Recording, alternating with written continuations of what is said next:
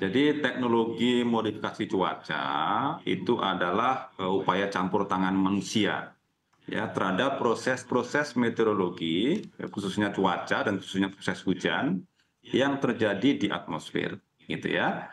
Nah, eh, tentu saja kita pernah melihat fenomena ini, Pak. Ya, kalau ada awan, itu ya, kadang awan ini buyar, kadang ini awan ini cepat jadi hujan, kadang lambat jadi hujan, kadang hujannya banyak, kadang hujannya sedikit, gitu ya. Nah, fenomena-fenomena itu oleh manusia kemudian diteliti. Yuk, ternyata kalau awan yang buyar itu seperti ini. Awan yang cepat jadi hujan begini, awan yang hujannya banyak jadi begini, awan yang hujannya sedikit itu seperti ini, ya.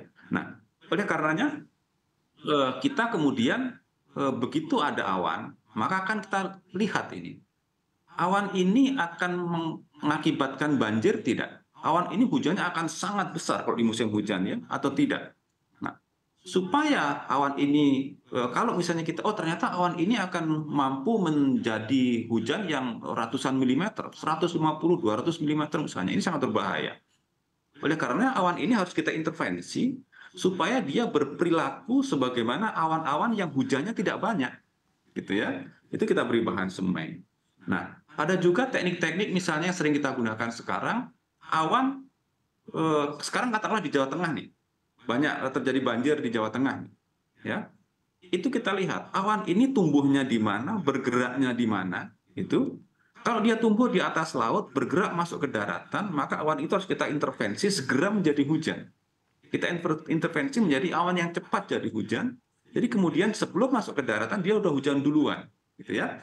Kalaupun masuk daratan, sempat masuk daratan, maka diharapkan hujannya tidak terlalu banyak. Itu ada teknik-teknik untuk mengurangi curah hujan dan banyak lagi teknik sebetulnya. Nah, kemudian kalau mau menambah curah hujan, ya supaya waduk tidak kering untuk suplai pertanian. Ketika masih ada awan menjelang musim kemarau, ya, maka kita harus bisa pastikan supaya waduk-waduk ini terisi penuh, ya, dengan cara menambah curah hujan. Awan yang masih tumbuh di sekitaran catchment area, ya, itu kita beri perlakuan, ya, sehingga ketika dia masuk catchment area dia menjadi hujan yang banyak, ya, kemudian mengisi waduk dan itu kita gunakan untuk pertanian ketika musim kemarau. Oke. Kan kebakaran hutan. Hutan itu mudah terbakar, bahkan mudah dibakar, itu jika lahannya, gambut terutama kita bicara, itu kering. Nah, BMKG punya tugas untuk bagaimana agar gambut tidak sampai kering. Jadi ketika air gambut sudah mulai turun, masih ada awan, maka kita intervensi awan itu supaya hujan deras dan mengisi gambut-gambut yang mulai kering itu, sehingga nanti menjelang musim kemarau gambutnya masih basah, sehingga akan sulit dibakar, sulit terbakar. Jadi kira-kira seperti itu, Mbak. Oke, baik. Tapi dari sisi mungkin untuk menentukan prioritas dalam melakukan modifikasi cuaca sendiri seperti apa, Pak Seto? Berdasarkan apa begitu untuk tadi penentuan prioritasnya? Ya, tentu pertama kita akan melihat prospek iklim. Ya, misalnya gitu. Tahun 2004 ini prospek iklimnya seperti apa? Ketika musim hujan kira-kira seberapa bahaya, ketika musim kemarau seberapa bahaya. Nah, dari situ kemudian kita menuju ke yang lebih pendek waktunya atau prospek cuaca. Ya, kita tentu saja tidak sampai saat ini belum memungkinkan untuk melakukan operasi modifikasi saja di seluruh Indonesia di setiap saat, setiap ada ancaman. Karena resources kita masih sangat terbatas. Oleh karena itu betul saya kira memang kita harus melakukan prioritas. Ya, tentu yang pertama adalah yang tingkat ancamannya paling besar itu harus kita prioritaskan. Ya, dan juga yang dampaknya paling besar. Ya, biasanya kalau ancamannya besar, kemudian dia menjadi bencana, dampaknya sangat besar. Oke, ancaman besar itu Karhutla tentu berdasarkan saja sangat wilayah atau penting. berdasarkan kekuatannya? Berdasarkan kekuatan, ya, berdasarkan kekuatan, katakanlah ketika mau El Nino kayak tahun kemarin, ya tentu kita sangat fokus ke sana, ya. Karhutla jangan sampai terjadi, kalau terjadi jangan sampai banyak, begitu. Nah, kemudian dari segi kekuatan, ancaman, lalu juga yang dampaknya bagi kehidupan masyarakat tentu saja, ya. Kalau daerah-daerah berpenduduk yang padat terutama ya, terjadi bencana itu dampaknya akan sangat banyak. Sehingga kita juga lakukan prioritasi.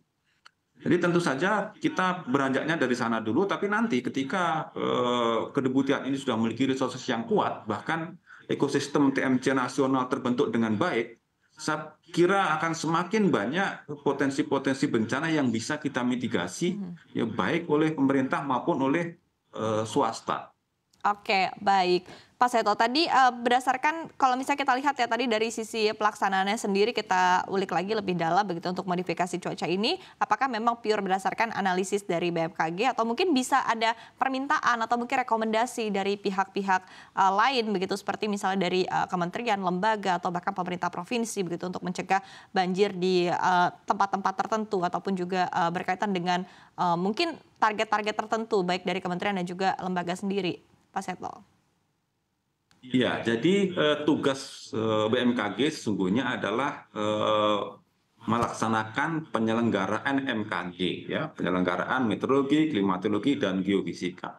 Penyelenggaraan meteorologi khususnya itu salah satunya adalah dengan modifikasi cuaca, modifikasi rekayasa unsur cuaca. Nah, BMKG memang mempunyai tugas untuk membuat kebijakan, ya. Bahkan Deputi Modifikasi Cuaca itu punya tugas untuk menyelenggarakan koordinasi, perumusan, dan pelaksanaan kebijakan umum dan teknis di bidang modifikasi cuaca. Saya kira seluruh komponen instansi pemerintah, pusat, kementerian, pemerintah daerah, itu dalam mengambil kebijakan terkait cuaca, itu dasarnya selalu BMKG. Ya, itu dalam di undang-undangnya begitu, di peraturannya begitu. Jadi awalnya semua itu bersumber dari informasi BMKG. Nah, dari situ maka kemudian sektor-sektor tentu saja bisa menetapkan rencananya. Ya, pengelola waduk bisa melakukan antisipasi. Oh, kalau BMKG mengatakan begini, maka waduk saya kemungkinan nanti musim kemarau kering dong. Gitu. Tolong diisi, boleh, gitu ya. Pemda, oh ini nanti katakanlah tahun depan itu La Nina misalnya begitu ya. Berarti bakal banjir-banjir dong, boleh dong kita minta TMC, boleh. Jadi seluruh kebijakan yang diambil oleh teman-teman, ya pusat, daerah, pemerintah, dan swasta, itu bersumber dari apa yang dihasilkan BMKG. Produk BMKG akan menjadi landasan bagi mereka dalam melaksanakan sesuatu, terutama dalam pelaksanaan TMC ini. Nah, kemudian mereka akan tentu saja melakukan permintaan kepada BMKG. Nah, cuman begini, BMKG tentu saja juga memiliki rencana sendiri, ya, terkait operasi modifikasi cuaca ke depan, karena kita yang menyusun kebijakan, menetapkan kebijakan, melakukan membuat norma dan seterusnya. Nah, kita akan melakukan perencanaan TMC dengan anggaran pemerintah. Ya, tentu saja kita akan minta pemerintah ini kan lembaga baru, ya, kita belum punya anggaran. Kita akan minta pemerintah kalau paling tidak mengkonsolidasikan seluruh kekuatan untuk melakukan TMC, lalu kita rencanakan, kita laksanakan bareng-bareng. Nah, bagi sektor-sektor yang belum tercover itu, ya, yang memiliki kemampuan finansial, itu Pemda boleh, swasta boleh, pengelola waduk boleh, pengelola tambang boleh, ya, itu bisa juga mengajukan pelaksanaan TMC kepada BMKG. Nanti BMKG akan melakukan asesmen. Oh ya, ini penting, ini harus kita lakukan. Nanti sumber dananya dari mana? Jadi prinsip pertama dari seluruh kebijakan terkait cuaca tentu sumbernya dari BMKG, kemudian masing-masing boleh melakukan asesmen masing-masing dan kita koordinasikan bersama-sama.